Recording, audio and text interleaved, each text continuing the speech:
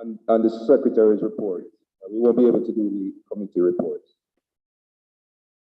I will start with the president's report, which was shared with you by our mailing system last night, and I believe that some of you should also have it on your WhatsApp. Again, apologies, we would have printed the report, but by the time we got back, the doors were locked. Gentlemen, without a doubt, the last 8 months have probably been the most contentious 8 months in the history of the JC Old Boys Association.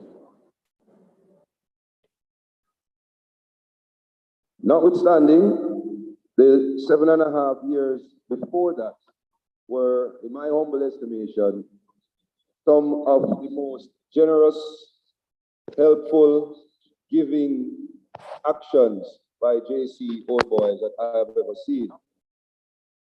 We came into office in 2014 and we immediately got to work by establishing a number of fundraising events designed.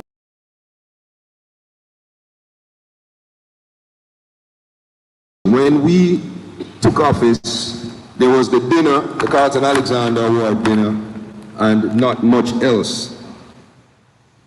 Our team immediately got to work and we quickly moved to increase the number of fundraising options and activities at the school. And in no time, we had at least one major quarterly event. The Carlton Alexander dinner, the illustrious Carlton Alexander dinner, remained on the calendar, but it was now joined by the Keene Crosskill football match with Calabar. We usually have that event in August. And we had added 2 new events on the calendar. The Treat the Hard Way and Friends Retro Party series, which was really a reunion of sorts. It started out with the old boys from KC and Calabar, sort of as a Peace for Champs initiative. And then it grew over the years to encompass 5 and then finally all 7 boys' schools in Jamaica. And I think that event, apart from giving us an opportunity to leave our wives at home and oogle some of the younger girls, well, that was a plan conceptually because then our wives showed up and spoiled the party, literally.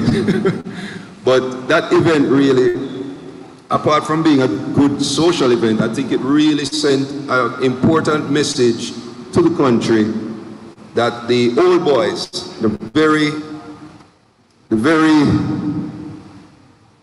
competitive rivals, were able to come together, unify for one common good. And this year, we expanded the series by including the girls' schools, but unfortunately with everything going on, they were a little bit more organized than us. And so we had their inaugural party at Morgan's Harbour Hotel. I dare say that that was a success. Financially, no, maybe it wasn't it was a major financial event for us, but certainly it did give some of us a chance to let down our hair and step away from what was happening with the school. And so we enjoyed that. The bottom line though is that over the last 7.5 years, the work of this Old Boys Association benefited the school with laptops, books, scholarships, welfare supplies, and other critical items. One of the proudest accomplishments for me in particular was the launch of the JC Old Boys Association Visa card. Sometimes I don't think we appreciate how major that is for a school like Jamaica College to have a Visa card. Okay, fine, so maybe the other schools have it too, but we were one of the first to get it, and we were pioneers in ensuring that this thing became a reality. Proceeds from, I think there's a 1% or 2% commission from the use of those cards come back to the school. And it has been very beneficial over the years, and we developed a very healthy relationship with First Global Bank. Which brought us to 2020 and COVID. And it's unfortunate that when COVID hit in 2020, when it came to Jamaica, we were in the midst of planning what was going to be the largest reunion celebration at Jamaica College in the Drax Week. We had the event the year before and it was Drax Day, and it was such a success that we decided to expand it to Drax Week. And the old boys were all excited about it. We were going to put in place the Wall of Fame. We were going to honor those old boys who may not have quite attained Carlton Alexander status, but have made indelible contributions to the life at Jamaica College. And it wasn't just old boys. That event was going to recognize teachers, administrators, principals, everyone who we believe deserve commendation for their work at JC. We were also in the middle of planning our first reunion party with the old girls, or the past students, they don't like to be called old girls, from the other high schools. And unfortunately, COVID interrupted and we went downhill from there. Nonetheless, prior to COVID, and even during COVID, I must add, that even after there was no party, no dinner, no t-shirts, no shirts to sell because there was no football, we continued to make critical interventions in the lives of the boys at the school.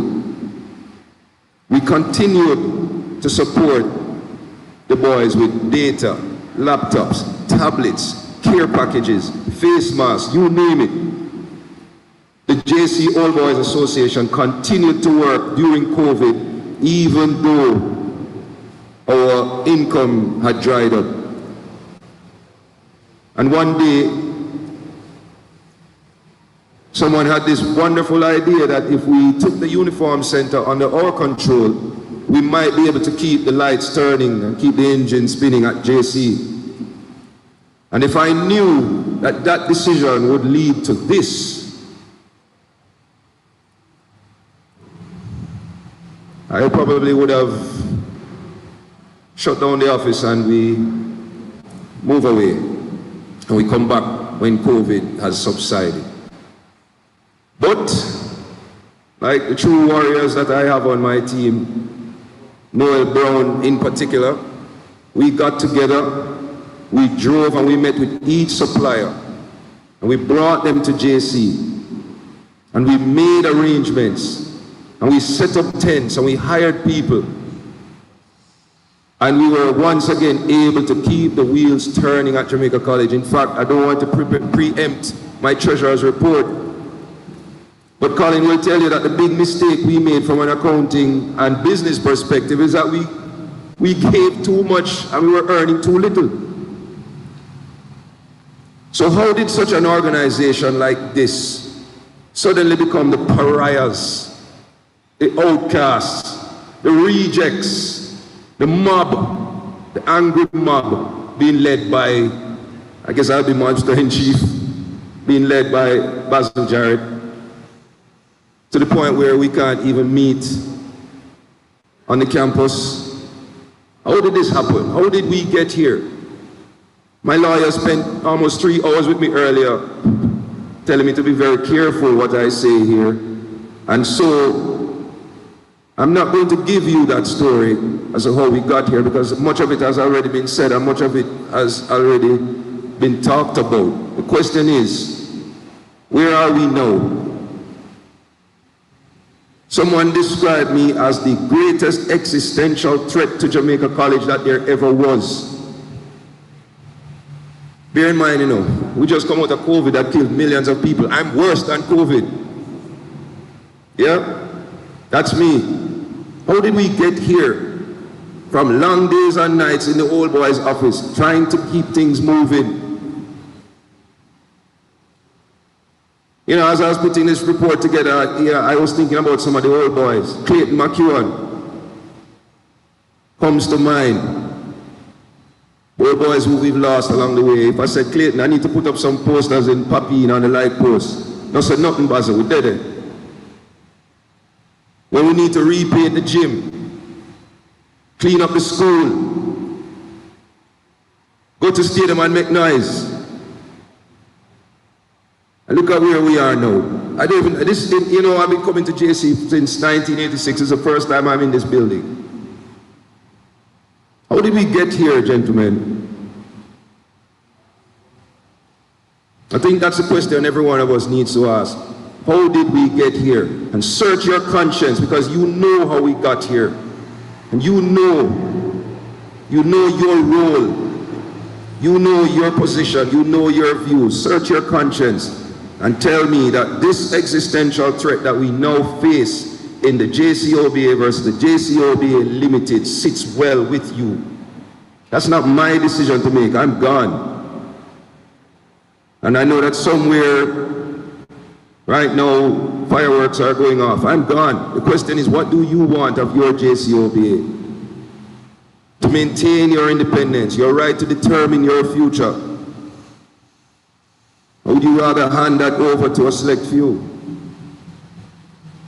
That's not my decision to make, it's yours. But the last thing I want to leave you with before I sign off is a personal thank you to my team, Kevin Walker, Leopold Powell, Noel Brown, Winston Dawes, Chadwick Paul, Colin Greenland, J.P. White. And if I don't see you, it's because you have on a mask and I can't recognize you. Ricardo Jackson, Zeus, Ian Andrews, Daniel Jarrett, not here today, on some street corner patrol in Denham Town, but he called me earlier to say he couldn't make it. Lascelles, Ellis, Kamal with the core group.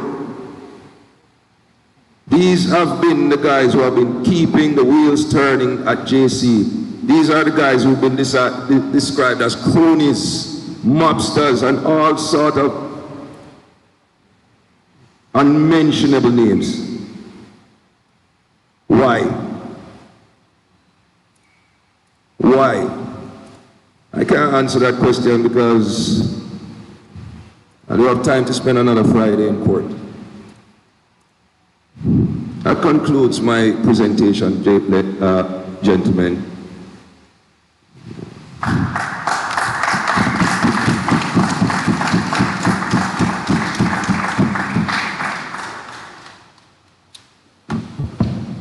Mr. Greenland will now give the highly contentious Treasurer's report.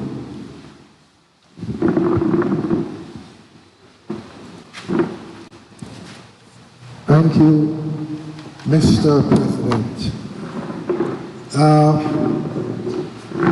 Ladies and gentlemen, is it afternoon yet? Yes, good afternoon.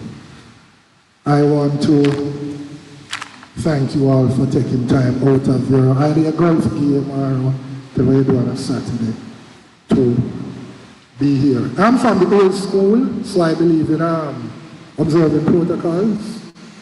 Instead of just saying all protocols involved, I want to acknowledge first and foremost all here for being here.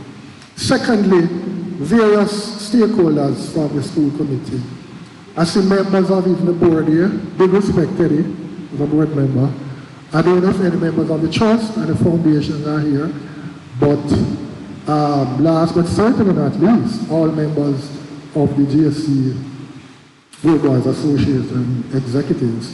Basil has already mentioned and thank you. I also want to acknowledge the presence of the press. I would prefer if this was an occasion that did not spark your interest, but so let it be.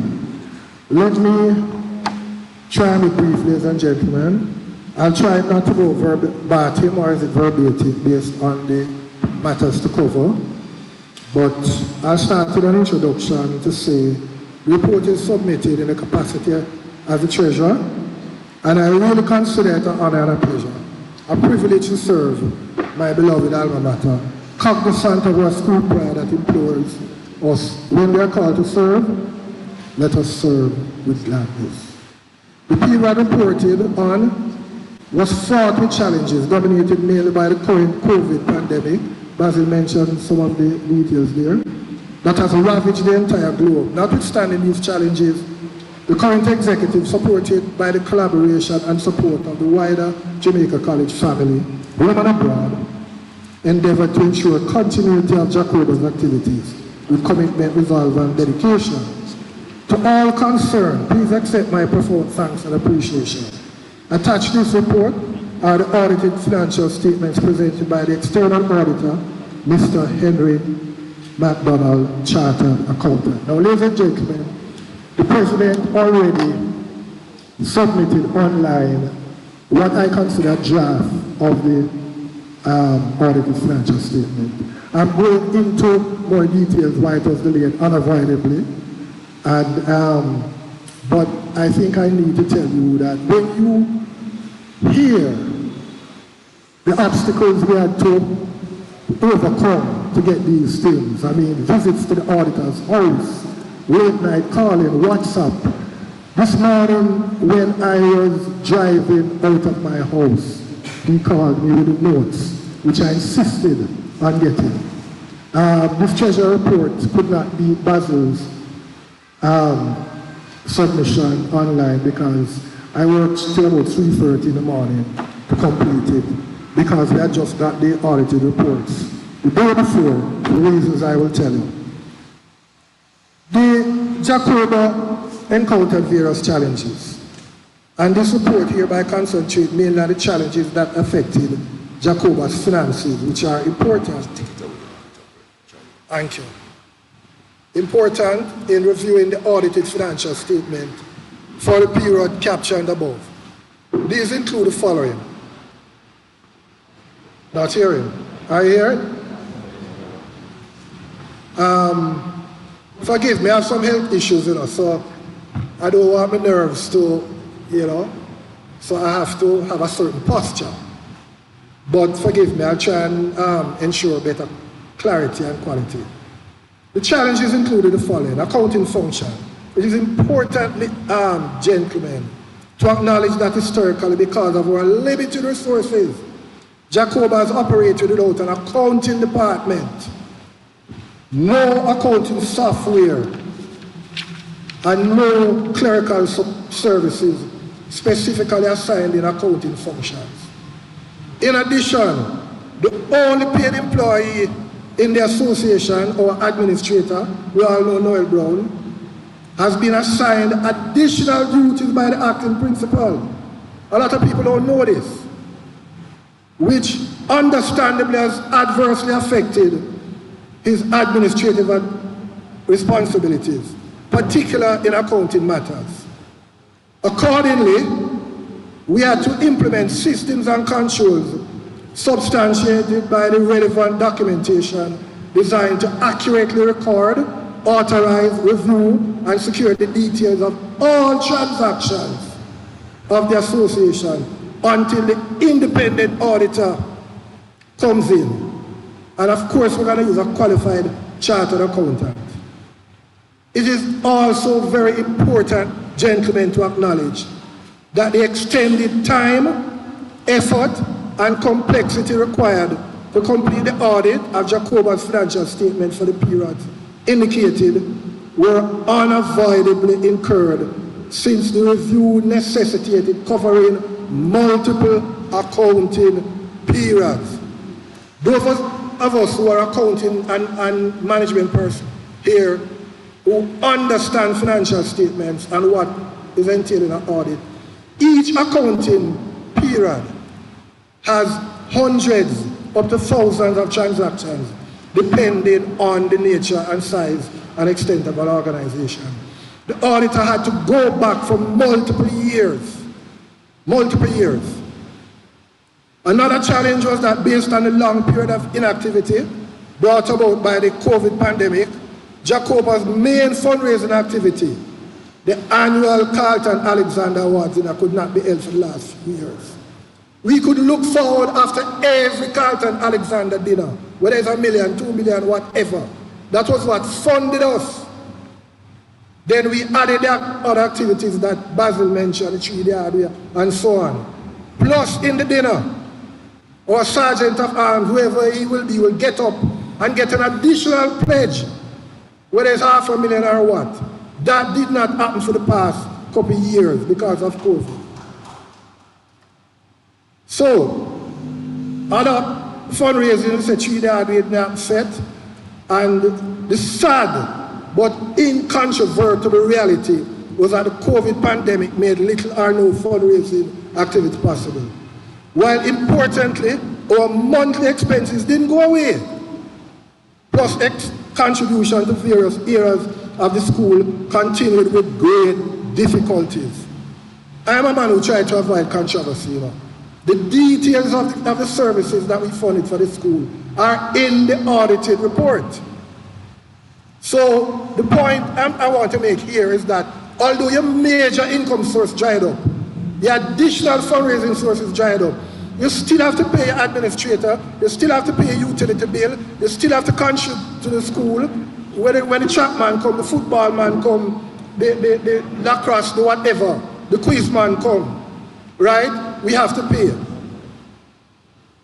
The completion of the audit of Jcoba's financial statements were cumulatively prolonged, not only by these challenges, but also I request that the auditor meticulously review the uniform sales based on matters further expounded below. And I'll try and go quick. Again, no, forgive me for personal input. I was absent for an extended period. So Jcoba to do my services because of protracted life-threatening illness I endured. And it includes 2 lengthy hospital stays. I remember, ladies and gentlemen, I woke up after 12 days in a coma, looking at my 80-year-old mother who lives in New York. And I couldn't tell you how I got there. 12 days in a coma. Doctor wasn't sure if I'd recover. A month and a half in the hospital. And then the last bout in last year, November. I don't want to bore you with it, but Jcoba had to amble along without my presence. So, and then all of this was exacerbated by overseas traveling for treatment in order to mitigate and second guess the doctors here, and so on and so forth. So my extreme thanks and appreciation is hereby extended to members of the executives who offered not only constant moral support, but also ensure that financial matters were conducted during my absence. I don't have to call names, gentlemen, but even persons know who I see it in hard against Jcoba and me at times. I understand that they're at my hospital bed at UA. I don't remember, I was in a coma. So trust me, brethren, take care of your health. Give thanks to the Father for all of us being here and going through that. Despite these challenges, however, the current administration persevered, and the support now allows us to again present audited financial statements which previously were never presented in the history of Jcoba. Gentlemen, when I first presented audited statements in 2016, Yes. Chris Williams, as the immediate past president, Sir Colin is the first in the history of Jcoba ever your audited statement. Danny Williams also commended this. So it was important to me in the terms of corporate governance. I prefer to incur the wrath of the delay for the reasons that turn up without audited statements, especially when red herring matters. My words are being drawn on a particular matter. Also, gentlemen, it's not politics we're talking, it's the facts. No other stakeholder in Jamaica College presently have current audited financial statement. None. Right? If it's been issued recently, I don't know. Board member is here. So I see emails of the trust persons acknowledging and so on and so forth. I can't tell the last one. The school itself has been audited in excess of a decade. Not making a big thing about our thing. So I know whatever is presented here will be nitpicked, but the point is they're audited by a professional who complies with international standards. Since Jcoba operates mainly on a not-for-profit basis, we prioritize the support in a myriad of activities for the school. Net and accumulated deficits historically are features of these audited statements. We don't operate for profit. We operate as a not-for-profit. Any money we get, we prioritize the school. However, the increase in a positive trend of profitability reflected at the end of February 2022 indicates the commencement of possible reduction of Jcoba's accumulated deficit. No, because we're not operating in a traditional mode where I could PowerPoint and have the thing up as we speak. I don't know how many persons saw it online, so forgive me. I'm referring to the 6 months period. The audit went up to the 6 months period ending February 28th. So although we had deficits going up the first 2 years, COVID, etc., by the 6 months period in February 28th, we start to show a little profit, right? Impairment reflected in February allowed an alignment, an abatement in the growth of the accumulated deficit. Specifically, the deficit only increased marginally from 3.8 million in 2021 to 3.9 million in 2022. Matters related to uniform sales. Based on the matter previously mentioned under review of audited statements, income above, and the resulting controversy that has unfortunately and unnecessarily emerged, clarification on this matter are now deemed appropriate in this report. First, in response to repeated accusations by various sources that there has been no response nor accountability in regard to questions on this matter, attached to this report is a copy of Jcoba's response to the acting principal, Mr. Wayne Robinson, via letter dated March 3rd, 2022. I'm going to ask Basil to send out that letter that he responded to the acting principal when the first queries were made. So I've heard, and it pains you when you hear people say, "Where the money there? All the action is to account for the money, you're not answering us." And a detailed response was made by the President in March 3rd, 2022. People not mentioning that.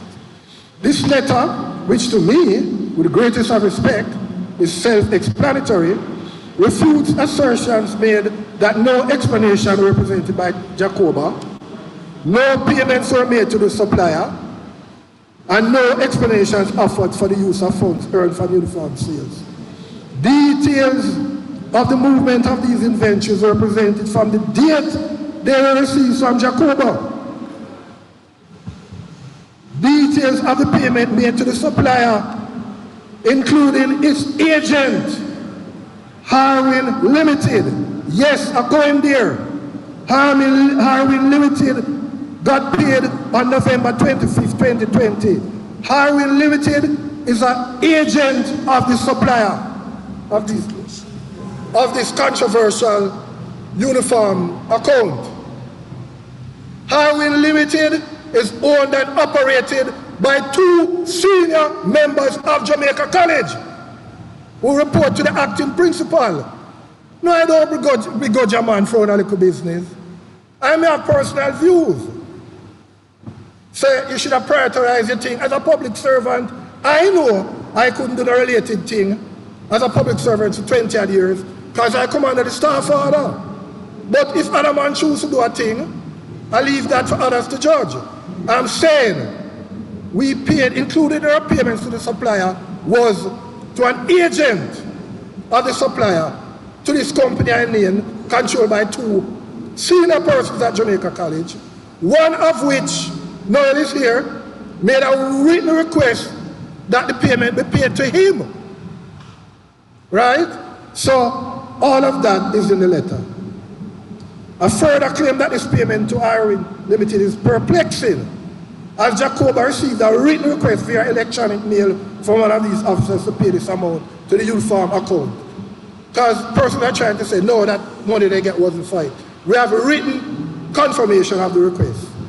This letter also outlined the school-related activities that Jcoba financed from these uniform sales, but explained why the needs of the school were prioritized in our allocation of funds. This last point is important to note, since Jcoba operated under the historical precedent that after all the inventory was sold to supplier, they would be paid eventually. So historically, we never just take things on consignment, sell, and give the suppliers. Every single supplier has done. For every stakeholder in Jamaica College, we pay overtime. At the end of when you sell, you complete the inventory, you complete the payment to the supplier. A couple years ago, 6 or 7, 8 years ago, as a PTA president, selling uniform was my main source of income. And I ensured at the end of the period I sell everything. That's when the supplier, and they understand these things because they want your business. Importantly, the amount outstanding to the supplier in question was further increased by the decline of the Jamaican dollar against the US, as verified by the auditor under foreign exchange loss and possibly impairments. Now, the foreign exchange loss in the audited statements are there for you to see. Now, because I was absent when this thing was going down, possibly if I was there, not criticizing anybody, knowing that the man going to bill us in US, maybe I could have insisted on local currency. But the point is, we also lost based on foreign exchange. When the business was done, the dollar was maybe what? 140 or whatever. And then it went up to 150 by the time. Another question posed on this matter is the payment of commissions relating to these sales. Contrary to assertions made as to the emails that sales were conducted from Jcoba's office, that little square that Noel operates on, that was not so. The president already explained how we marshal other resources, other locations, tents and so on. The indisputable fact is that the volume of uniform sales necessitated a special arrangement at another location on the school campus because of the large traffic of purchasers. Visible to everyone. Everybody saw whether Lee or Noel sit down and sell the uniform them. So how could somebody say, boy, why are you paying commission and salary? It was a sold out of the office. This also necessitated the employment of a full-time sales rep since our administrator was overwhelmed by the other duties, as I mentioned earlier. So we had to get somebody to sit down in the tent and deal with the parents and so on. The explanation continued in this explanatory letter I mentioned, March 3rd, to the acting principal, and should be reconciled to audited statements, which admittedly and quite understandably verify these matters more accurately. So I welcome people, when you get the copy of this letter, reconcile it to the audited statement. The audited statement will be more correct, because the letter when Basil wrote it, I don't think Basil even mentioned the foreign exchange component, and then the exchange rate we use may be different. Knowing how auditors operate, and probably use a weighted average in the exchange rate to calculate the translation loss to the balance sheet or whatever. But the point is, the audited statement in reconciliation with the explanation given expeditiously to the acting principal shows that explanations are offered. As indicated above, the auditor was instructed to give special attention to the uniform matters, so was delayed again by his perspicacious but time-consuming review of this matter, which involved verifying voluminous sales invoices. Because this thing get controversial now, the auditor, which normally would have sample and use auditing technique and deal with true and fair, he had to stop the audit now and do extra meticulous, go through item by item, make Noel tell you how much visits the auditor make up there. I go through item by item, sales invoice, go to the suppliers, sit down, look at them delivery slips. Right? Delivery slips, invoices, receipts, inventory counts, etc., etc., etc. He was also instructed to indicate any symptoms, verifiable evidence of possible misappropriation or impropriety in these uniform sales.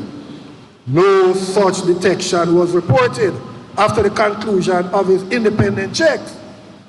So an independent chartered accountant not going to put him reputation on him life on the stake. And if it's something him don't say it. Right? Conclusion, ladies and gentlemen.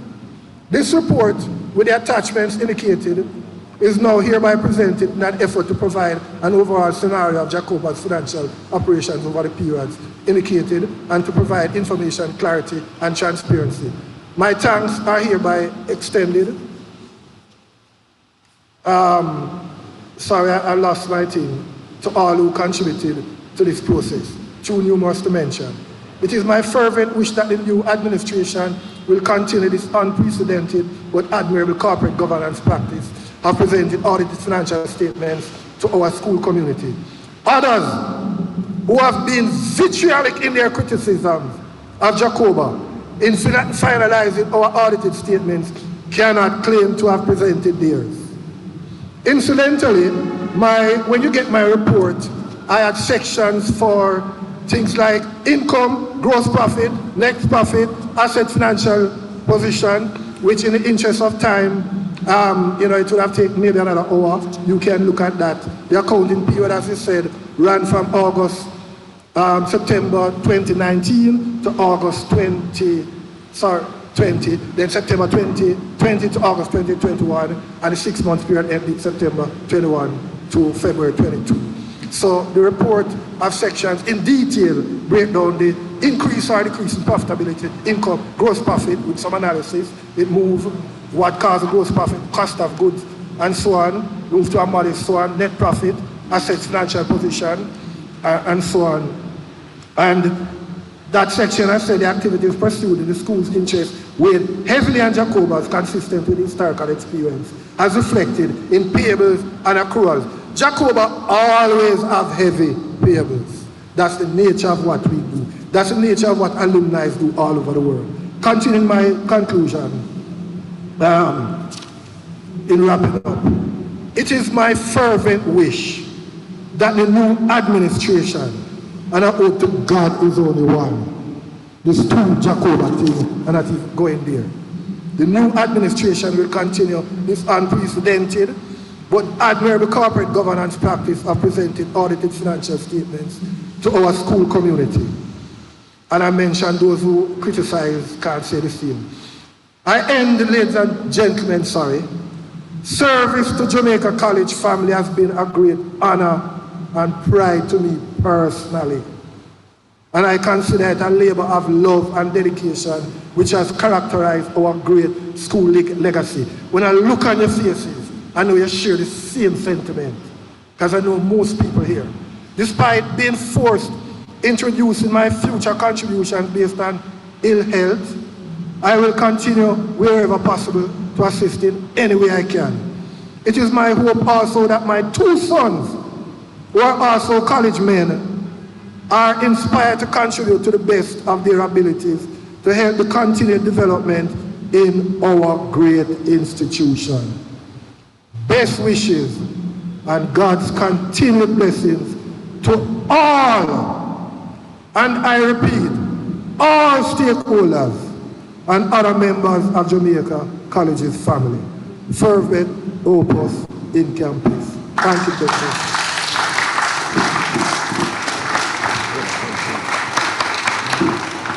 Question?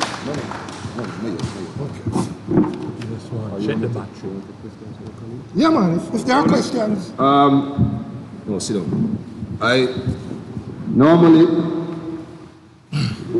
Normally we might leave the questions for a little bit later, but given that this issue is so contentious, I want every single one of you here who has any burning question or issue that you need clarified, table it now.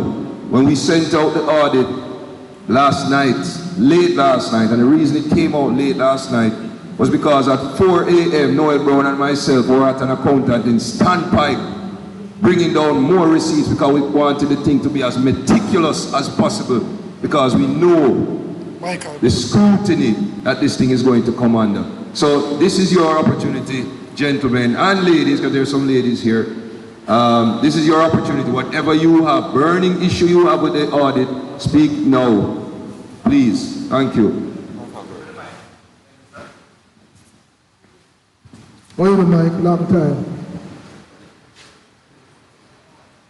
Good afternoon, everyone. Yeah. For those who don't know, my name is Michael. For the record, I came here to say this. Only thing, because even Saturday evening is church for me. And it takes my time, right? it was wrong, and I said it in 2014. For anybody, as president or otherwise of the Old Boys Association, to form a company with one person for the JC Old Boys. That was wrong, wrong, wrong.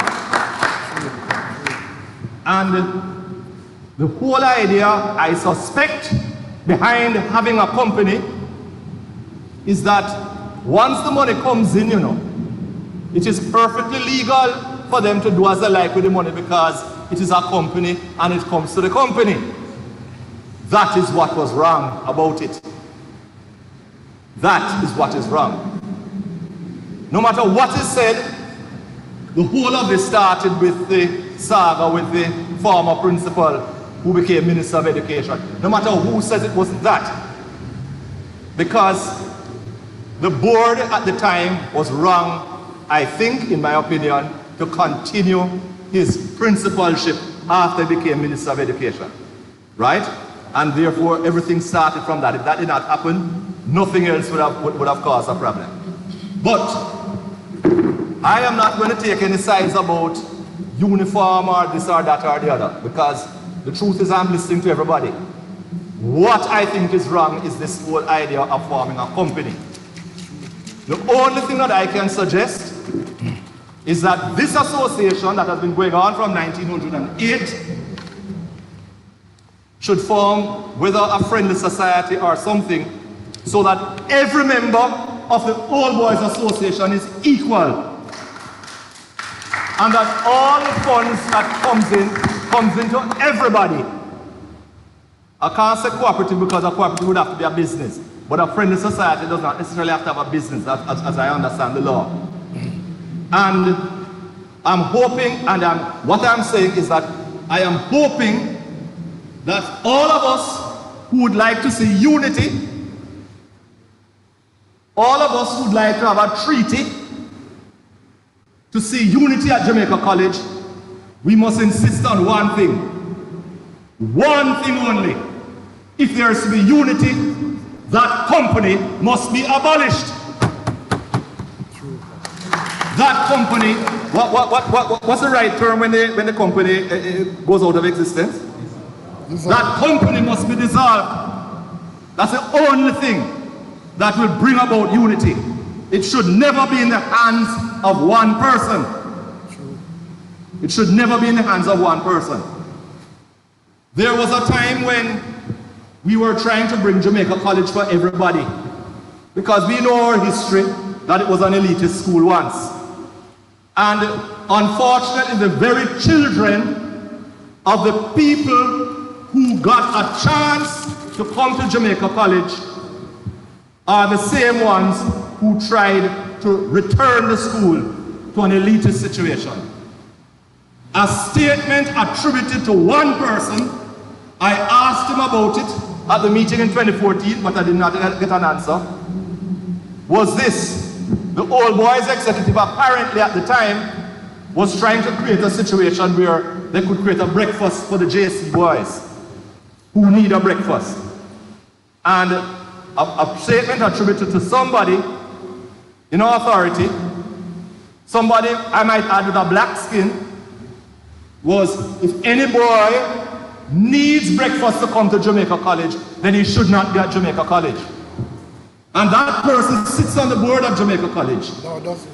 He doesn't sit on the board? No. Okay. But anyway, a statement was attributed. I was not there. I can only say it was attributed to him. Used to. And I'm not calling any names because I don't want to say anything on it, but turn out that he never said any such thing. But I asked him, and I asked him about some other statements that he made. And I do not think that these sort of people should have any talk in Jamaica College at the authority, at the level of authority. The school should be for everybody, right? Because it was two Jamaica College Old Boys, a father and a son, that created a situation where any boy could come to Jamaica College. I want to also say that I've been talking to some old boys of some other schools, and I won't call any names, but this thing of forming a company is not just a JC thing. There are people who want to control the money everywhere. And Let them have their businesses elsewhere, but they must not do that with the school. Right? The school should be for everybody who goes there. Thank you very much. Thank you, Michael. I just want to make one point on the matter of the incorporation of the company. My memory, verified by the treasurer, was that at the AGM, was it 2016, we were elected, this matter was tabled on the floor on 2014, and persons like Michael Burke was a lot of experience in these kind of matters, trust company and so on. It was debated, and then my memory, verified by the minutes, treasurer can find it, was that the body of the membership then and there did not ratify going to leadership. That's my memory. In fact, a decision was made that we would form a committee to explore the pros and the cons and get back to the membership during the process of time. This was actually done, contrary to what they said. It was led by our assistant treasurer, who because of illness and other things, eventually, left us and had to move on. But so why have not entered in this debate about the limited is that the AGM, to my recollection and knowledge, is the highest decision-making body of the association. And a decision was taken there at that forum not to go the limited route. Thank you.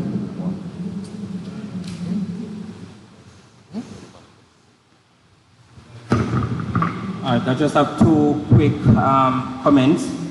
So looking on page 5, it said the entities are non-profit registered as a charity. So we are a registered charity. No, so that's an error. All right, so that statement is incorrect. Because for us to seek friendly society status, we have to first be registered with the company's office. And probably that was what was proposed in 2014. Yeah. That I'm speaking. That is probably what would have been proposed, and then we would go to the Ministry of Investment and Commerce and apply for, drop the limited and apply for charitable status. I'm saying that probably would have been the thought. I'm not sure. All right, so probably. And therefore we should have minutes from the AGM that speaks to what would have transpired in terms of the vote, because for you to register, you'd have to have a resolution to take to the company's office. But I'm not going down that road. All right, so the second point I have is on page 6. It's a property, plant and equipment, and computers would have been listed to be depreciated at 20%. When I look at the audited, it is giving us the information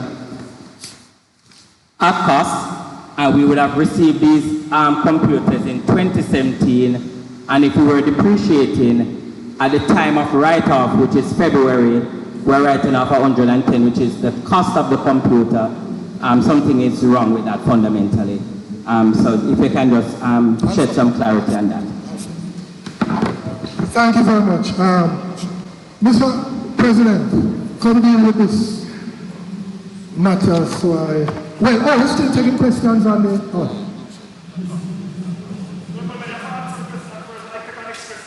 Okay. Evening fervent people.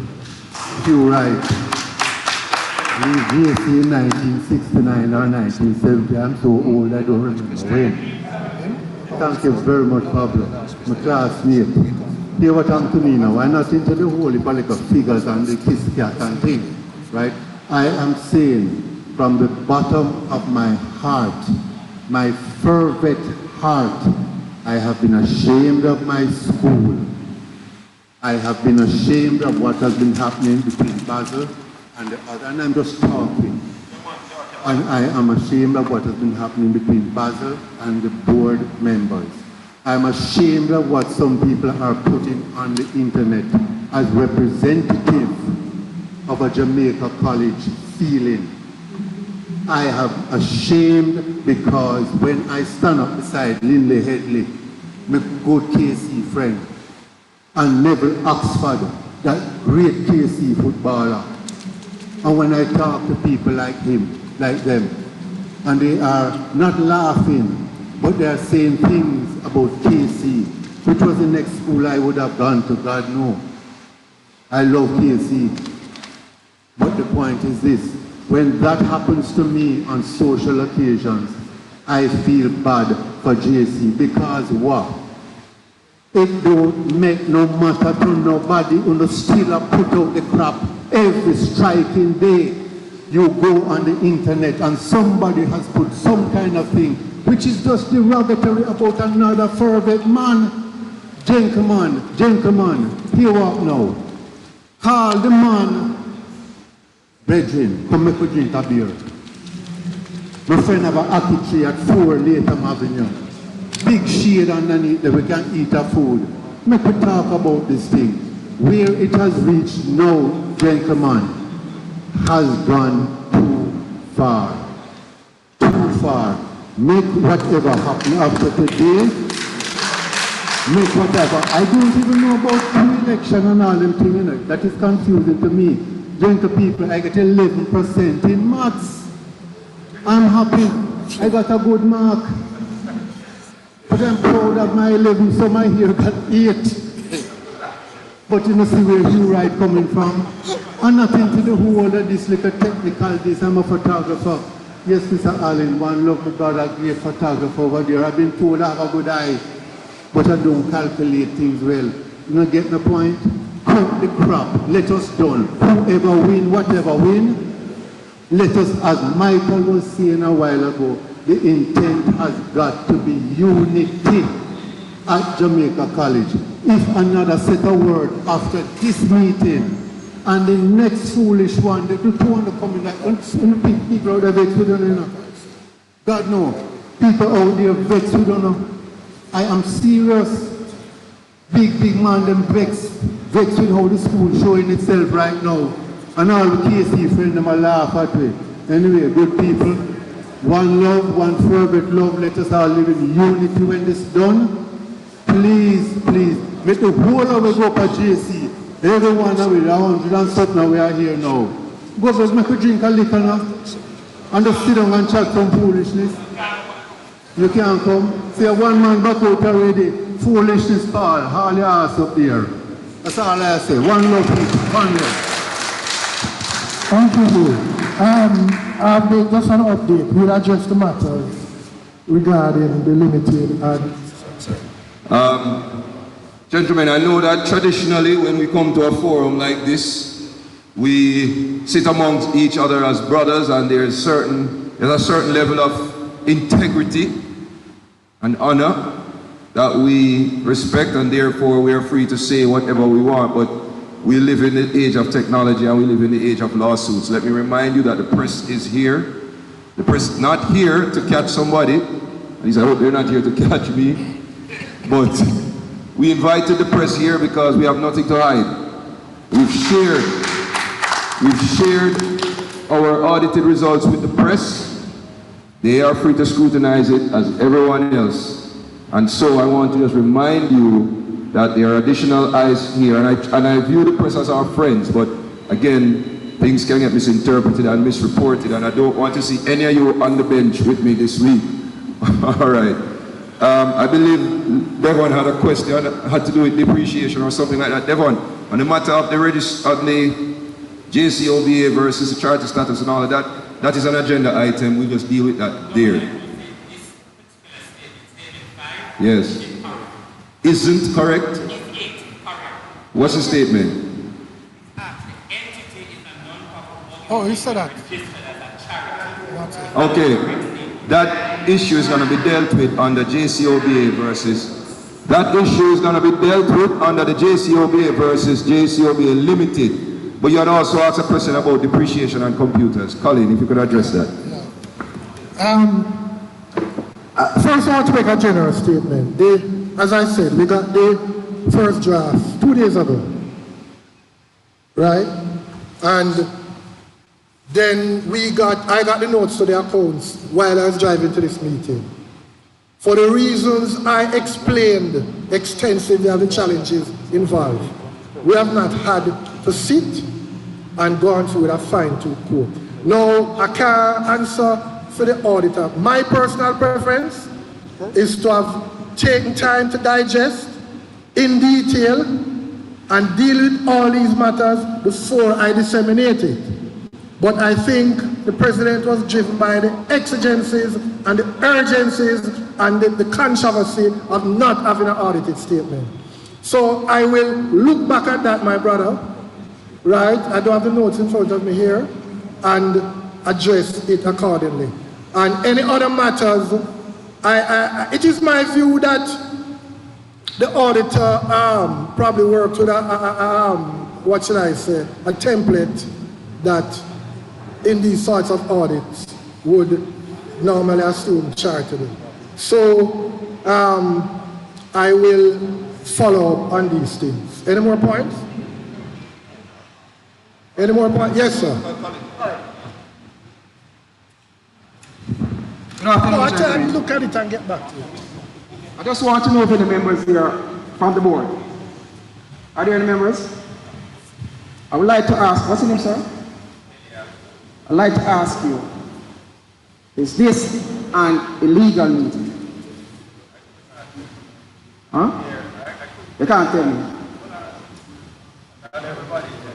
Give me the mic now. Okay, come. I'm sorry.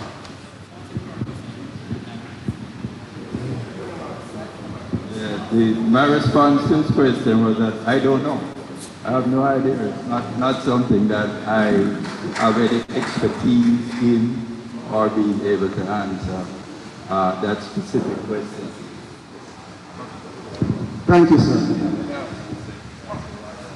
I'd also just like to, and I told Basil, sorry, no, I didn't tell Basil I'm calling this, but I'd like everybody to know that I am not here representing the board. Teddy Alexander left JC in 1974. Someone who has supported Jamaica College, I dare say, throughout my entire life. My family has supported Jamaica College, but I am not here as a board representative. I'm here as Teddy Alexander, Jamaica College. Thank you, sir. One more question. Today we're going to have an election for new officers soon, right? Now, this Jcoba 1908 has been effective, as we all know. So,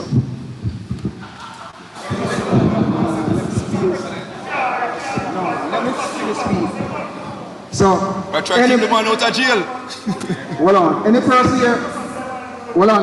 here get elected today, I want you guys to tell me, or individual to tell me, where are you now going to house Jace Old Boy Association meeting?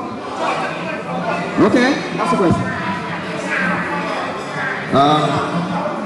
Haven't heard that in a while. Can't hear. Gentlemen, let us keep it tight. Gentlemen, these issues are going to come up under one or two of the other agenda items, so I'm going to move quickly to the Secretary's report, and in the interest of time.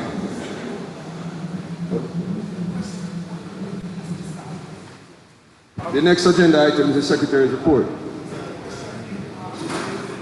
Right. Gentlemen, let us see if we can keep the questions limited to the agenda items just to keep things tight. My questions on the financial statement. Good evening, everyone. My name is O'Neill Grant, class of 1988. The financial statement have a closing stock of uniform allowances, my question is, given the reports that we have received that these have been taken back by the school, what are we reporting on in terms of that inventory? I'm an accountant by training, and if you're reporting that you have inventory in stock, then it must be something that you have checked and reconciled if those have been taken over by the school. what it is that we are reporting on as inventory. Just need to be clarified. Other inventory. I'm very glad that you raised that point, O'Neill. Gentlemen, somehow this may have been missed in this discussion of uniforms because the entire conversation about the uniforms related to one particular supplier. There were four suppliers of uniforms, one from overseas, the highly contentious Joseph Sports, and 3 other local suppliers. We sold uniforms for all 4. When the uniforms were seized, only the uniforms from Joseph Sports were taken from us. We were left with the uniforms for 3 other local suppliers, varying levels. What Mr. Grant is referring to is stock that is sitting down in the old boys' office that we have been unable to sell because we've been evicted from the camp. No, not evicted, rather. We've been given a directive that we must immediately cease and desist our operations. We've been prevented from buying, selling, soliciting any activity related to Jamaica College. As a result, when we stop selling, those uniforms are currently at the school gathering dust. Does that answer the question, Mr. Grant? Thanks. Paul. Mr. President, I'm grateful in particular to Colin to explain the challenge in getting the report and the audit ready. But I really want to appeal that this audit and your financial report needs to be circulated, fine-tuned, circulated, and that there should be a virtual meeting, a hybrid meeting, to present this report, that it can be scrutinized, that all old boys, because I can tell you, in another old boys environment, there's a very one-sided discussion going on, where some people may have come to a conclusion that there's misappropriation. Because I say to you, if I ask you every day, and let me pick a friend that I know here that won't get offended. If I ask Peter Blake, where you do with the money? And every day I go and say, what Peter do with the money? What Peter do with the money? What Peter do with the money? It leaves an impression. There is an insinuation. And I really think that this is an important matter, as much as it's a red herring, to deflect from what caused the genesis of the issues between individuals of the JCOBA and the board. The genesis is not about this audit and about uniforms. It is a red herring, but it's something that must be addressed because it is 95% of the conversation going on today. So I am moving, Mr. President. I am suggesting, do you need 2 weeks, 3 weeks? What would you want to say, Colin? 2 or 3 weeks? I'll go with the consensus. No, you have to guide us by the time you can get. No, and 2 weeks is. Well, I'm going to say that within 3, I want to move a resolution that JC Old Boys must have the opportunity to have another discussion, question session on the financials, on the audit, all of those matters. And we're not trying to rush it through and to say we accept it. But I personally want, and I do it again, to thank both the President of the Minister and the Treasurer and the team for the work they have done, and that the blows that have been, the unfair blows and missiles and all that have been directed against them, I want to say a big thank you to them. Thanks, Paul. All right, so that information, the meeting link, etc., will be communicated to you shortly. Teddy, again. Oh. Right. Colin. Oh, sorry. It has to be? Yes, Paul, you requested the resolution be moved, but it really should be moved, seconded, and then put to vote. Okay. But that's something maybe the President can address.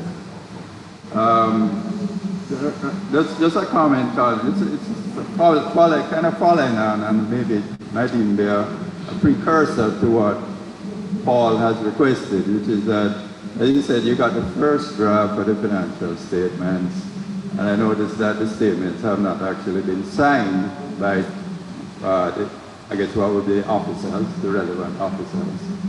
So I think it's important that the financial statement, the audit be complete, because I regard what I'm seeing today as incomplete.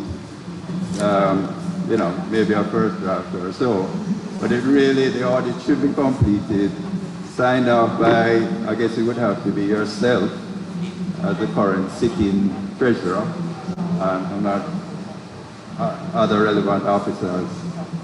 Those be circulated prior to the meeting that Paul is requesting.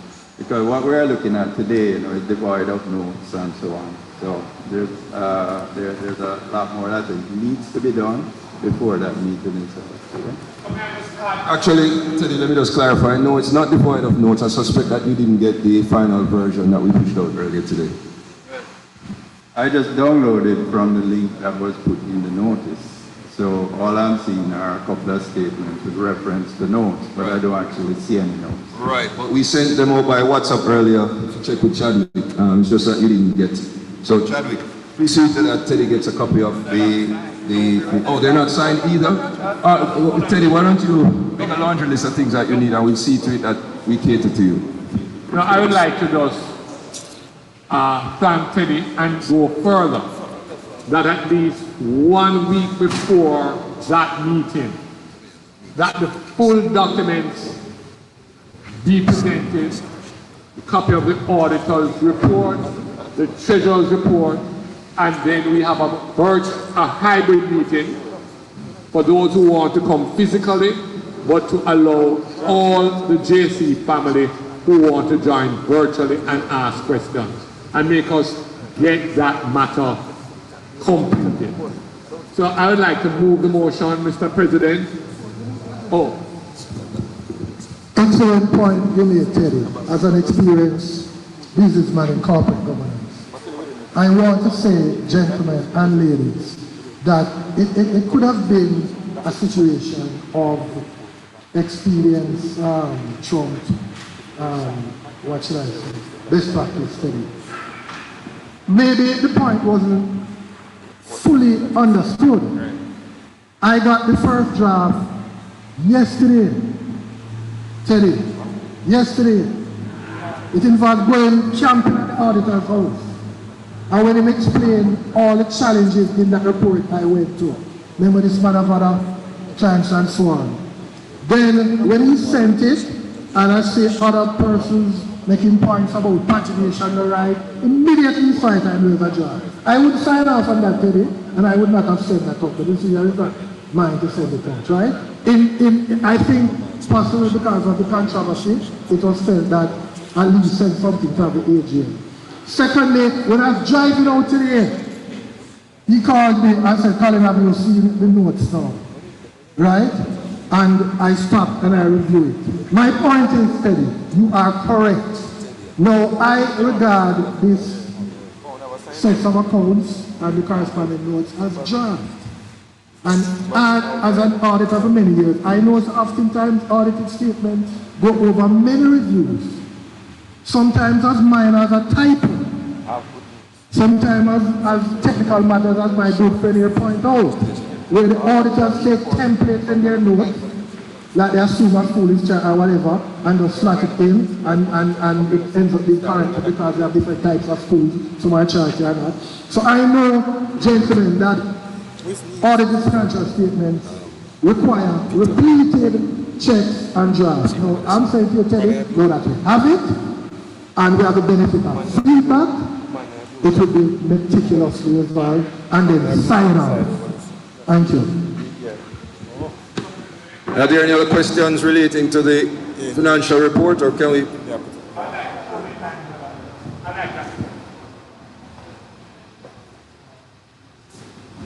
Mr. President, I'd like to amend my motion. I'm guided by colleague Peter Jackson, who's an accountant, same year as myself, and Hugh Wright.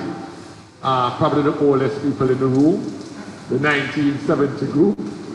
I'd like to move that we thank the treasurer and the team for the work they've done, that the report, the acceptance of the report be deferred, that we have a 3-week period to review, and that members get the full, complete document a week before, and that a hybrid meeting be held to allow the greatest participation.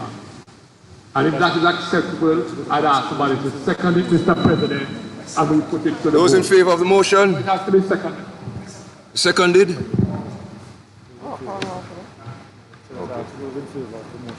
Those in favor of the motion? All right, ayes have it. So we see you in 3 weeks. Got you. And we'll now move to the Secretary's report again. Oh, sorry, Sir Blake. Is this about the Treasurer's report? Not yet? Okay, I'll talk to you and I'll table it appropriately.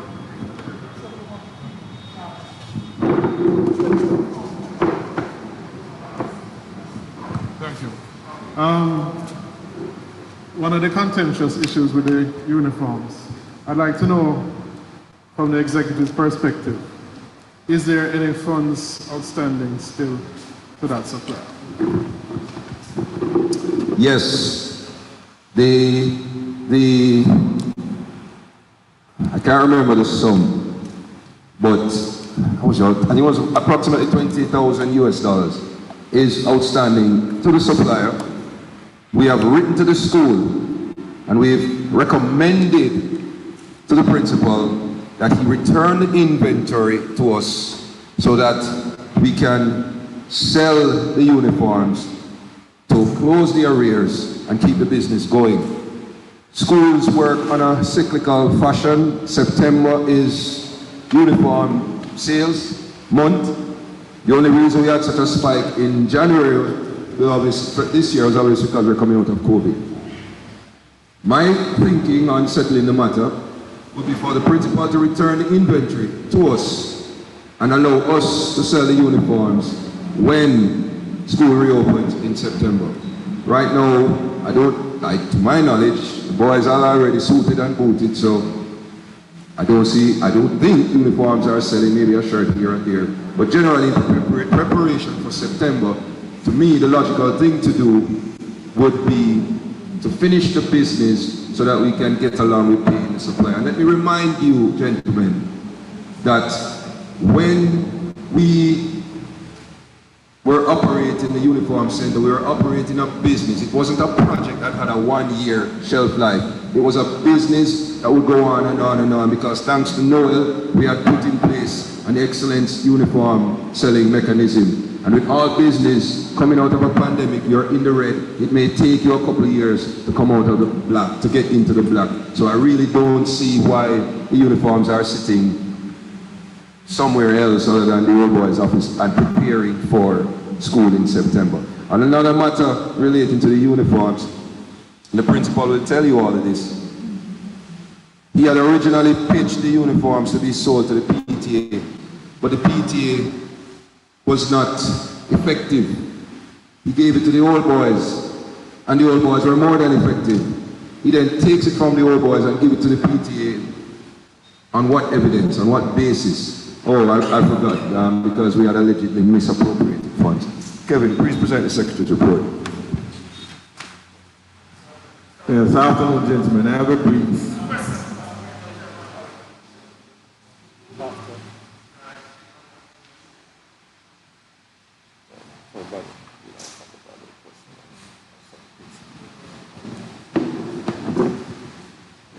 Correct. My brother, Jcoba, writing, Paul,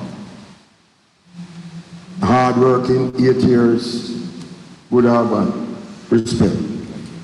One thing, I promise not to say anything at this meeting, but I want a resolution from this meeting.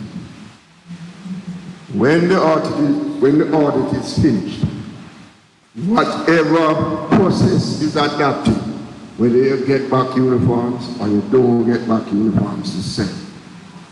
I want a resolution from this meeting that if the suppliers own, whoever, whether it's the Jamaica College Old Boys Association or is the school itself, whichever portion that is owed to the supplier, we collectively will accept the result of the audit and we will accept the responsibility apportioned to this group. Can we have that? So what I'm saying is, if at the end of the day, $1 million is owed based on the uniforms that we had, and we didn't hand them in back, I'd like a resolution from this meeting in principle. And that starts with the new executive that is coming in, that we will pay that. Because we cannot let somebody supply their goods to Jamaica College and not pay them. Can I get that? All in favor? Did I get ayes? Hold on, somebody wanted to speak. Gentlemen, good afternoon. Dr. Jeremy Spencer, putting up myself as a candidate for the presidency. I am committed, if elected, to settle this matter. I am committed that my executive, with whatever comes out from the audited statements, will put JC first. Will put everything regarding this whole fiasco to an end. We have to cauterize this hemorrhage, this shame and disgrace of our school. Enough is enough. My team is here and willing to work with whoever is willing to work. Basil, I must commend you for the 78 years that you have brought and give up yourself to this college. Gentlemen, brothers of JC, let us find a way to move on. Thank you.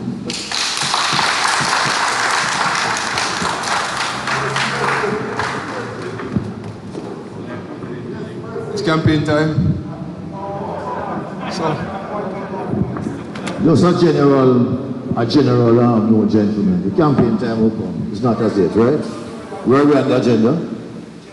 we're reading on the Secretary's report. Secretary's report. I feel moved to say something right now.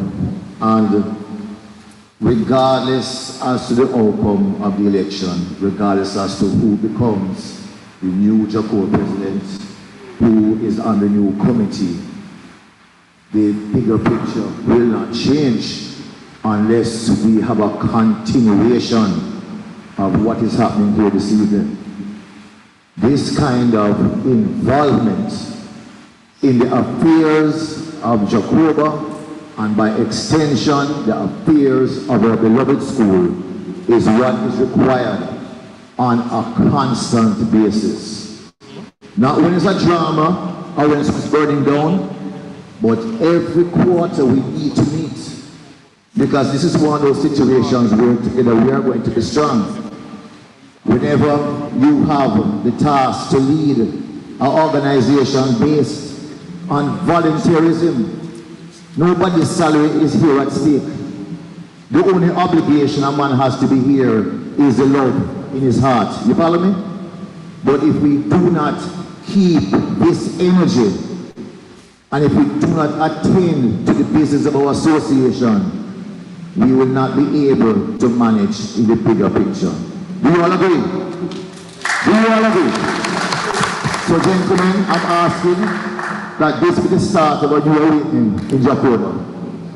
That going forward, it won't be a once-a-year AGM, that we are going to have meetings. I know some previous presidents had started some kind of social thing. Every quarter we need to meet, we need to bond, we need to become once again brothers. We must become brothers once again. It's because we have not been brothers is why we're treating each other as if we're in the boardroom. or we're in some massive company where instructions have been given. We need to come back together and stay together. Here. Thank you, JP. Kevin. Heading back to the agenda item of the Secretary's report.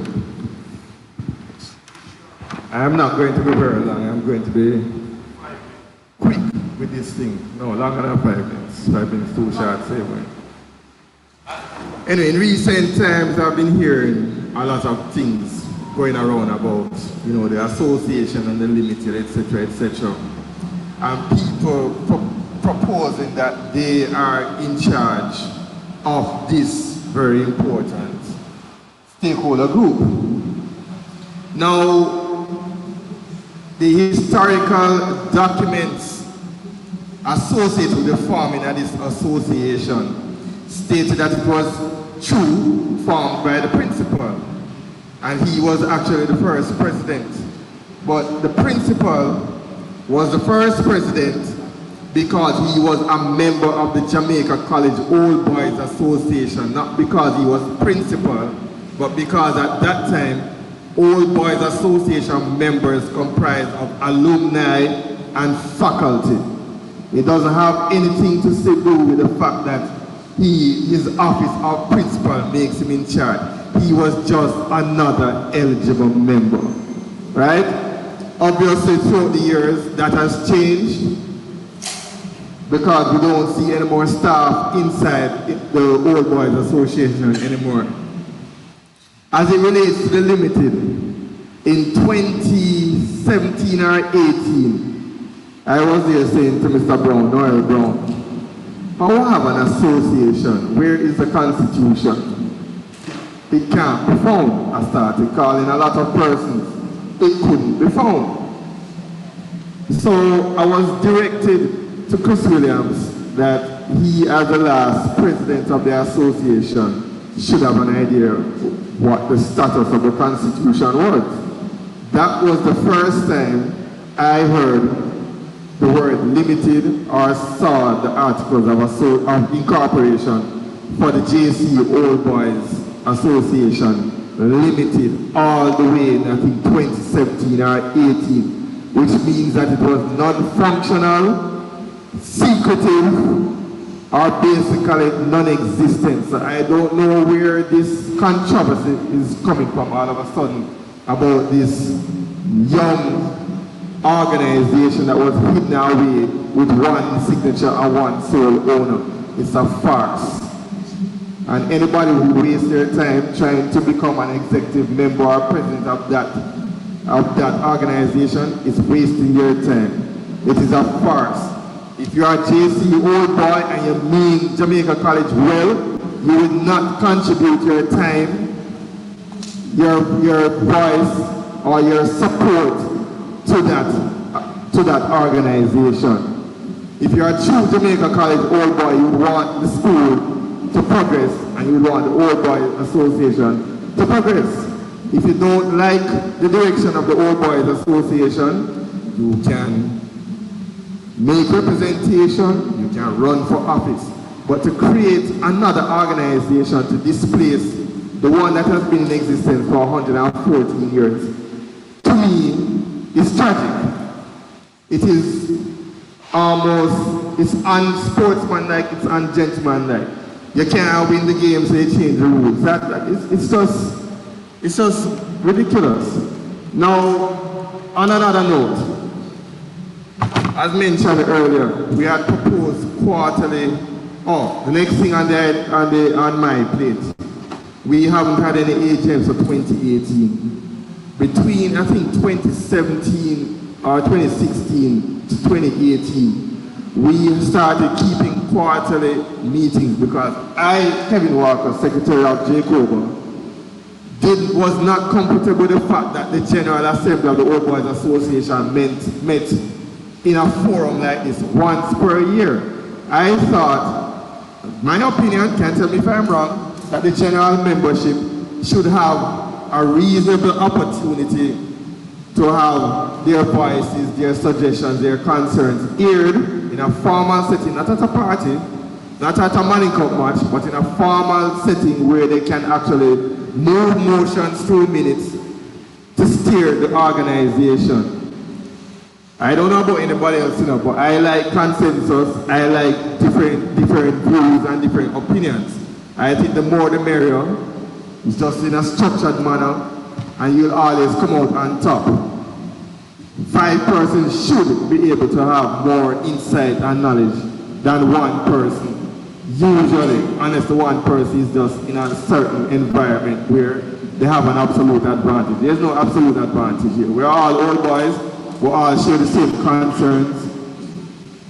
Many of us are from relatively similar eras. So we had the quarterly meetings. Now, they were well supported. The events during that period were well supported also. But for some reason, when the 2018 AGM was called, having been properly advertised, information properly disseminated, we didn't have enough persons for our quorum. We didn't have enough persons to surpass the number 10, which would make it viable to have an AGM. So there was no AGM in 2018, not because we didn't keep one, because there was nobody to have it with. Now, I don't know why that was so, but that was it. The next AGM, which was due, was 2020, in the heights of COVID. So to say that we don't have meetings, we don't have COVID, there are persons out there who are disingenuous and unfair in how they have, judged our work, our record, and I'd just like to clear the air on that. And last, before I go, the 2016 AGM, President Jarrett's first AGM as president, was scored highly, as Mr. Green and the treasurer said before. Both Danny Williams, the immediate past president, Chris Williams, IPP Chris Williams were in attendance. And as Mr. Green had stated earlier, he said it's the first in living memory or known memory that ever seen audited financials. So to be beating this administration over and over that has had audited financials, I think we probably had for the 2018 AGM year, the one that wasn't here, but I can't remember right now, so don't quote me on that one. It would mean that it's really, we have a track record that's going, and one that should be, seen and accepted, not discarded and prevented from coming to light or stating that nothing goes like that when we have the evidence. Anyway, I yield to the President. Thanks, Kevin. I've just been reminded that we have a time limit here. Time limit at the Old Boys meeting. Usually we're here till 2 o'clock in the morning because we're home. The next item on the agenda has to do with the dispute between the Jcoba and the JC board, which is the genesis of what is currently or has been taking place with the association for the last 8 months. I don't really want to go too far back, but suffice to say that the representative of the Jamaica College Old Boys Association, the lawfully recognized representative, the president of the JC Old Boys Association, was removed from the board and prevented from attending board meetings. When I say removed from the board, I do not necessarily mean he was removed from the board, because according to the National Council on Education, the Jcoba president is still a member of the board, but he was prevented from attending board meetings because he wrote to the board chairman and asked for an apology following an event that took place at a previous board meeting. That is the genesis of all of this. And to this day, that matter has not been resolved. In March, April, we met with the Ministry of Education and we explained our side of the matter. The ministry met with the school on a previous occasion. The ministry is to get back to us. We will be meeting with the minister on Monday at 8 o'clock at the ministry. This will be a joint meeting between the JCOB executive and the Jamaica College School Board to once and for all answer the question of whether or not the JCOBA president is still a member of the school board. To my mind, that question has been answered by the National Council on Education. The tenure of the current representative expires in December 2023. So, in a way, I'm still puzzled as to why this continues to happen. Nonetheless, we will be meeting with the minister on Monday at 8. The new executive will try to get them up to speed as quickly as possible. On the matters at hand, we have our legal team here tonight. And I see them looking at me nervous because every word comes out of my mouth, they want every police are going to pull up outside. Which segues nicely. One sec, please. Before we move on from this point, as treasurer, I had attended the first board meeting that was held when they decided not to have President Jarrett present. And without getting into too much details in this legal atmosphere, I can tell you that what they had a problem with and what the issue that they used to call the meeting to remove or discipline him or lock him away is not the reason that they are now using as to why he's not fit to be a board member. They shifted their position about 2 or 3 times as to the reason why they are attempting to remove him. The first reason, most members of the board laughed it off because it was a silly reason.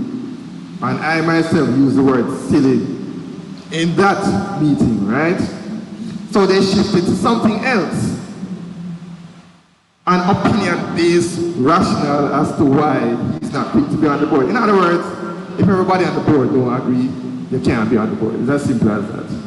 The only senior person on the board that day who was trying, and I saw for myself the effort, trying to lessen the temperature and call it a day with the foolishness and move on and, you know, make bygones with bygones, is this man here, Teddy Alexander.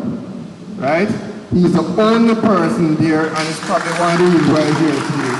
He was the only person who I think was trying to deal with the matter in an unbiased manner.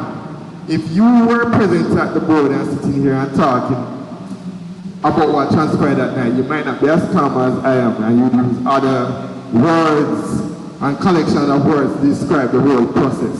Let's just say that the crime doesn't befit the punishment. Putting it simply.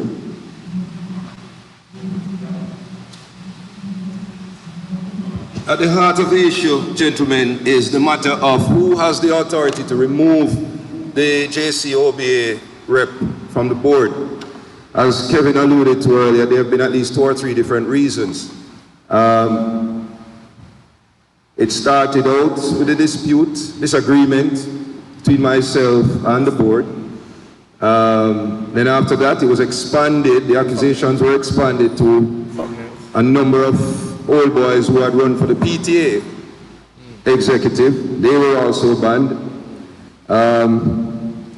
In the interest of keeping the business of the school going, we nominated Mr. Paul Chadwick. And then he went to one meeting and like his view, so he was and he was banned. It's just ridiculous. And so since then, I'm not sure what has been happening. Just to let everyone bring you up to speed with the Ministry of Education regulations, only the body that nominates the rep can decide whether or not to move that person, whether it be by a vote or whether it be by the body just deciding that they want a different set of capabilities, perhaps. But no member of the board, not even a vote of the board, can remove a member. Dissenting voices must contend. And what really sickens me, what really sickens me about all of this, every time I sit down with Colin and I say, Colin, how the backside this really happened? Can you be locked up for saying that? All right. How did this really happen, Colin? Because it's simple, if there are 19 board members and one board member has a dissenting view, it's 80-1. We move on. We don't have to agree. And there is nothing in the regulations that say the JCOBA rep must be in lockstep with the board. Nothing. We are an independent body. We have independent membership. We have independent views. We have different minds. And sometimes, that dissenting voice is the most important voice in the room. Yeah? I don't want a team of yes men around me. Yes, that's why we keep Noel. He have a problem with everything. Yes, Basil, but that man is who is going to, whenever we have meetings and the meetings finish, I say, Noel, hold on. What do you think of this? And he doesn't talk much. But that dissenting voice is usually the most important voice that you must listen to. There's nothing that says that we must go along with the board position. And when we start to talk about this JCOBA versus JCOBA Limited, that, gentlemen, is the heart of what this struggle is about.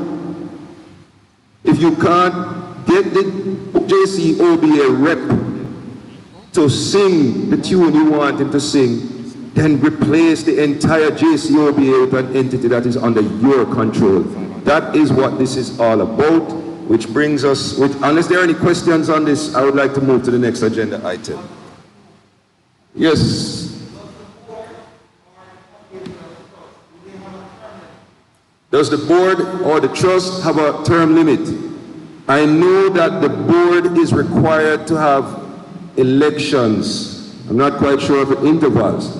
I have no idea what happens to the trust. I've never seen the bylaws. I have no idea what qualifies someone to sit on it. I don't know. That perhaps Teddy can help us out.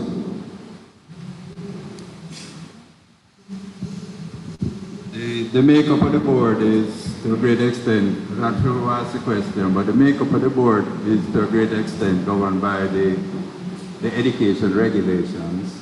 So there are certain positions that there are entitlements to a seat on the board. I think it's actually stated, I don't remember all of them, but things like they call the school Student Council. Student Council President, representative of the academic staff, represent the administrative staff, etc. And Jamaica College being a trust school, the trust is also able to request of the ministry that certain people be appointed to the board. But the trust does not appoint anyone to the board. Anybody who serves on the board is actually appointed by, I believe it's the NEC, National Education Council, and your term of appointment is 2 years. So it can be renewed, but it is a 2-year appointment in the case of those who are not the, let's call it like a student council president and that sort of thing. Okay, I hope that helps. Thanks, Teddy. Good afternoon, gents. It is Glenville, class of 93. I have been listening to what you have been trying to put forward to the rest of the body here in terms of what the issue is between the board of Jcoba and the committee for JC. At the end of the day, being here, most persons just want this thing just to be over with and done. The longer we are here, tensions are going to start flaring based on information that is now coming to the forefront to say a person don't like you because of this and does all these bad things. What I'm saying is that we are here, we just want to clearly hear and get to this election and just call it a day and move on and get a better resolution on this matter. So just let us get to it and move on. I appreciate the sentiment, but I have to disagree a little bit. The matters are complex and they do require your input and involvement. Part of the criticism that this OBA has gotten is that this is Basil Jarrett and his band of merry men. Basil doesn't have any support. It's him alone. He's doing, it's Basil's JCOBA. It's him one and his team. And when you narrow down the voice like that and you separate us from the body, then it's easier to dictate to. And so this, as much as I would rather be somewhere else on a Saturday evening, this is a very important exercise, and I think it's an important step towards coming to the healing that needs to be done. Is there anything else on the matter of this JCOB versus the board? Roger.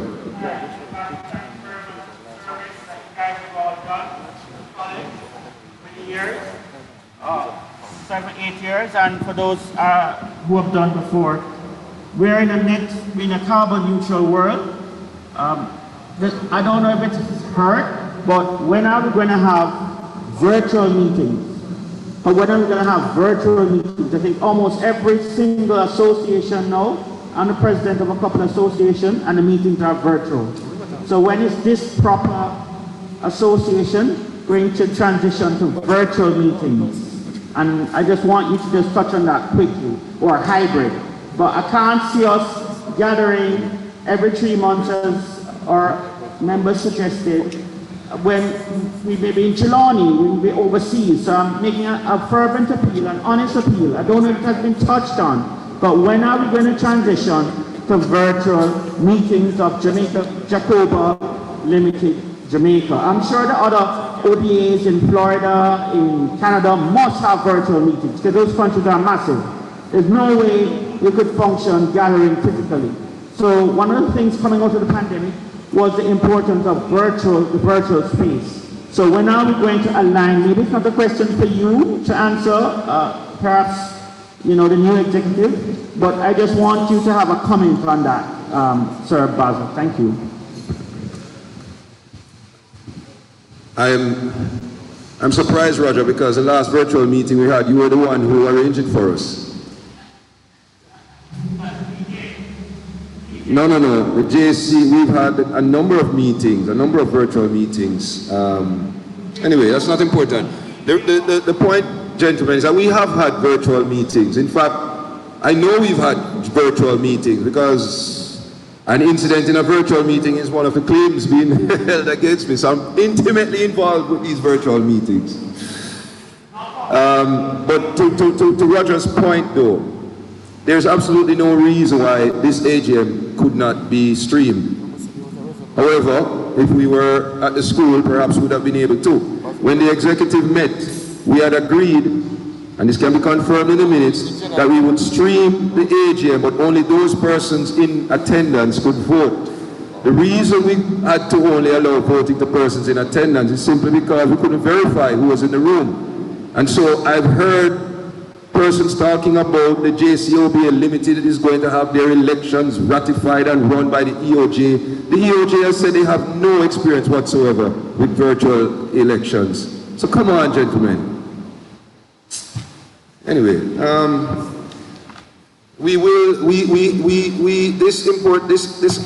this meeting was that important for us to have all stakeholders across the world chiming in. But I have no way to verify that all 1,500 people logged in are JCO boys. As far as I know, it could be the track team over there on their laptops. We must be reasonable at the same time. But to your point, Roger, we have had virtual meetings. I'm moving to the next item on the agenda is the JCOBA 1908 versus the JCOBA Limited. Craig. Is it about this issue, Craig?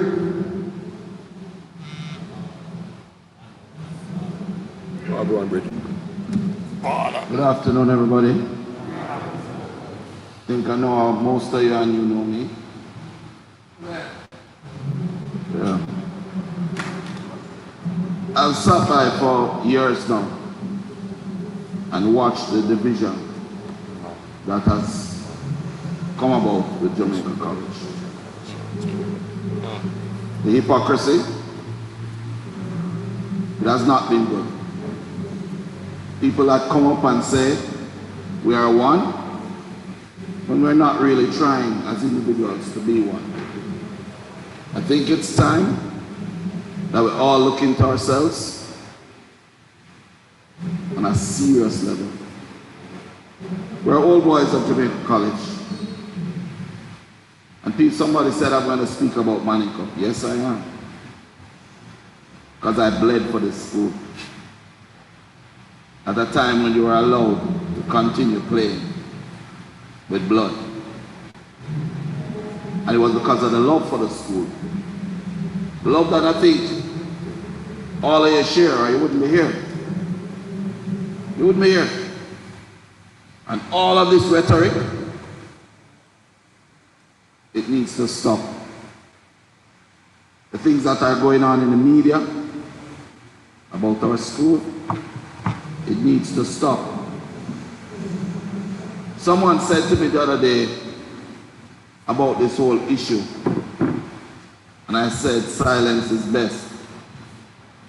Don't say anything. Leave it. Because if you don't keep talking about it, it has to die. It has to go away. I will wash our clothes inside of our house. You know, wash it and ruin.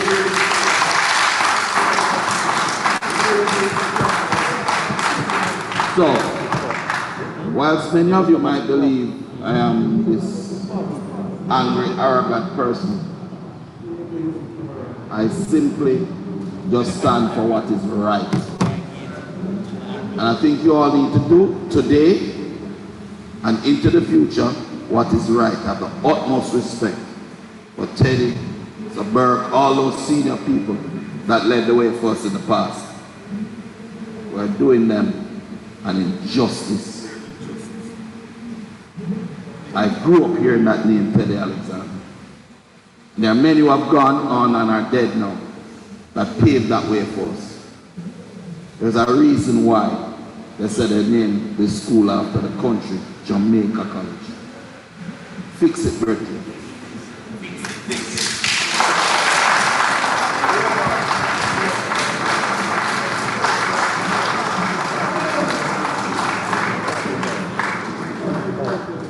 What's the next item?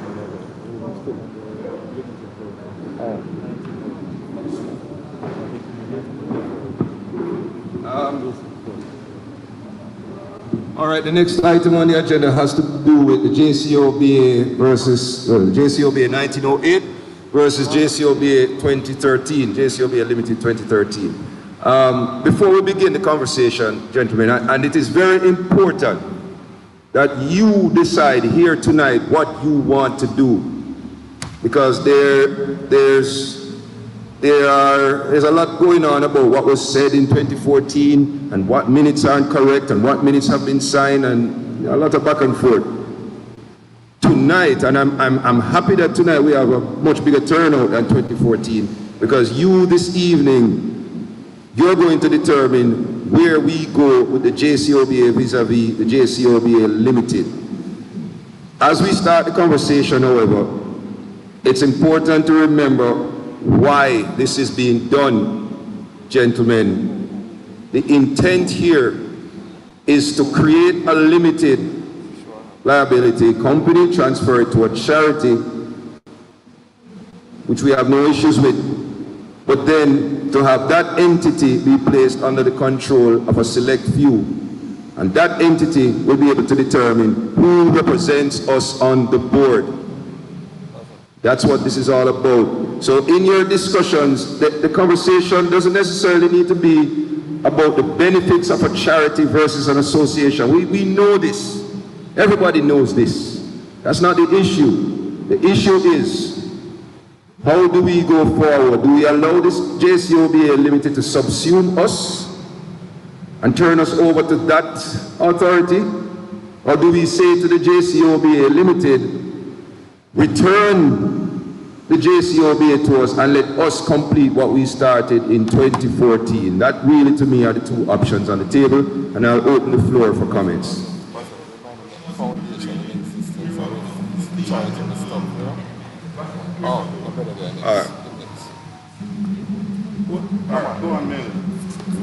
Hi everyone, this is Wayne Stewart. I was on the executive when the JCOBL was formed, and the intention was to there was some constraint with the JCOB. I think you were with me on that executive.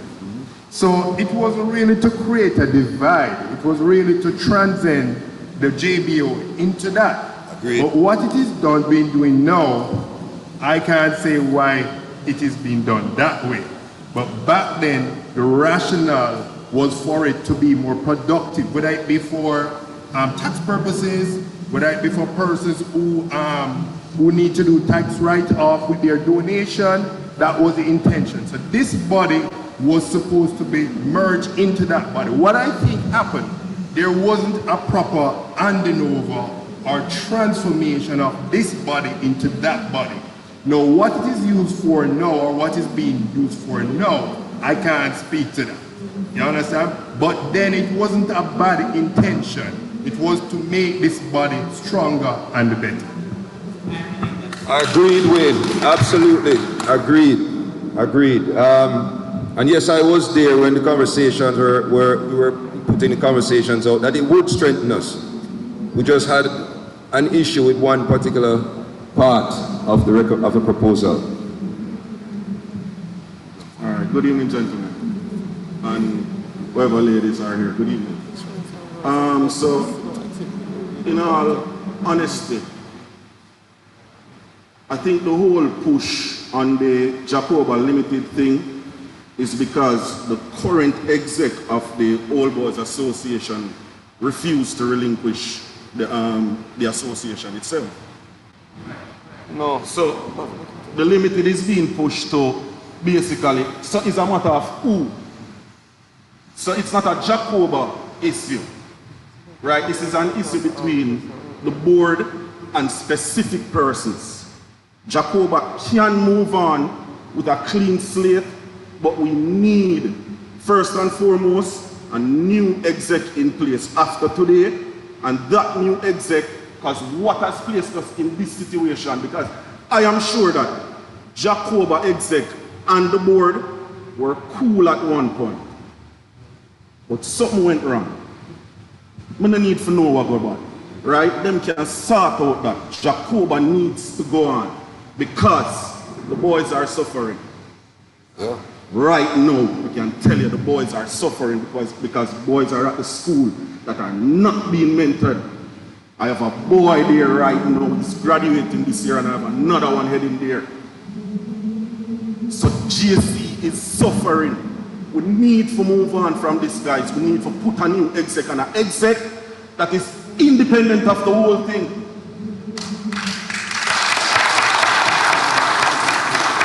We have to do that, gentlemen. We have to do that. And then, after that, everybody sort out what they have to sort out behind the scenes. Well said. We do. Well said. We do need to move on, and I'm going to add to Rico's point that if there are two parties who can't see eye to eye, maybe both parties need to resign. Perhaps that's really where we need to be.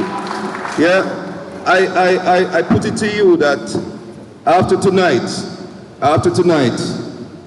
you may find that all hostilities have ceased and there's no more gunfire, figurative gunfire for the press. There's no more gunfire and everything goes back hunky-dory. And let us say we vote in my good friend Kari. And Kari is in charge of the new exec.